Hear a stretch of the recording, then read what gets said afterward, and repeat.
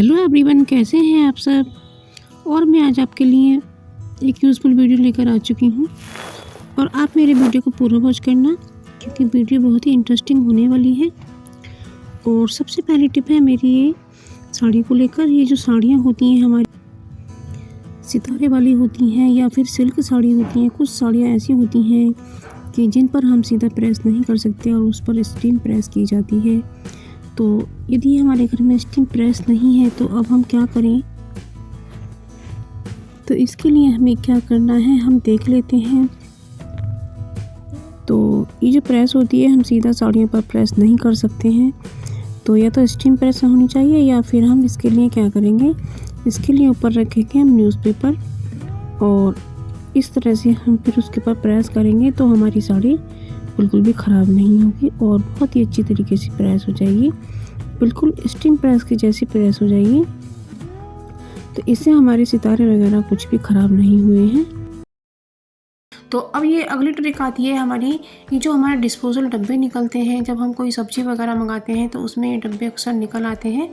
तो हमें फेंकना इन्हें बिल्कुल भी नहीं है और इनका यूज़ लेना है। तो हमने इसे धोकर साफ़ कर लिया है और सुखा भी लिया है। तो अब जैसे हमारे यहाँ कोई मेहमान वगैरह आते हैं तो हम उन्हें नाश्ता लगाते हैं और नाश्ता वो छोड़ देते हैं, तो इस तरह से इन डब्बों में आप अपने नाश्ते को रख सकते हैं। तो हमारे ये जो लड्डू बच गए थे हमने इसमें रख दिए हैं। तो इसलिए ये जो डब्बे होते हैं ये हमारे बहुत यूज़फुल हो सकते हैं, आप इन्हें बिल्कुल भी ना फेंकें।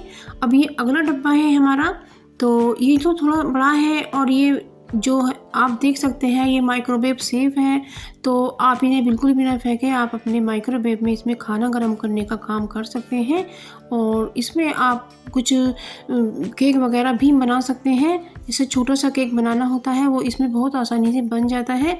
तो आप ये डब्बे भी बिल्कुल ना फेंकें।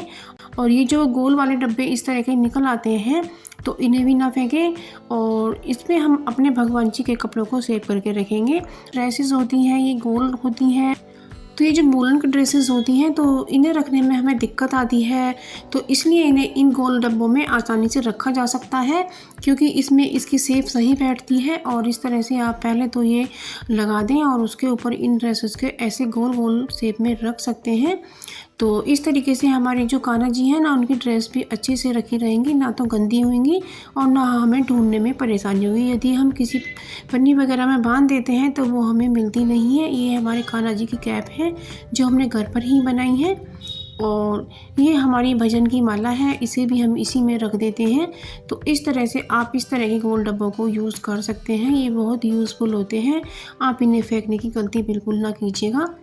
तो ये भी ट्रिक आपके बहुत ही काम की है, आप इसे ज़रूर से। गाजर को लेकर, जब हमारे घर में गाजर आती हैं ज़्यादा मात्रा में और हमें हलवा वगैरह बनाना होता है या कोई त्यौहार होता है या फिर हमें हमारा पीलर नहीं मिल रहा है, तो हमें इसके लिए क्या करना है, क्योंकि सबसे पहले तो गाजर पर ज़्यादा छिलका नहीं होता है, इसकी स्किन बहुत पतली होती है, इसमें जड़ें लगी होती हैं, केवल हमें उन जड़ों को ही थोड़ा सा निकालना होता है।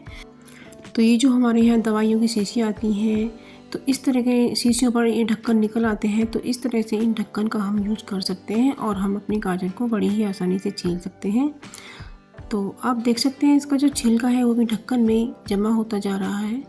तो और हमारी गाजर छिल करके बहुत अच्छे से तैयार हो गई है। तो आप देख सकते हैं कि इसका छिलका ज़्यादा मोटा नहीं निकला है, तो हमारी गाजर भी वेस्ट नहीं गई है और हम अपना काम कर पाए हैं। तो जब आपको अपना पीलर ना मिले तो इस तरह से आप गाजर को छील सकते हैं। तो ये बहुत ही अच्छी ट्रिक है, आप इसे ज़रूर से फॉलो करिएगा और इस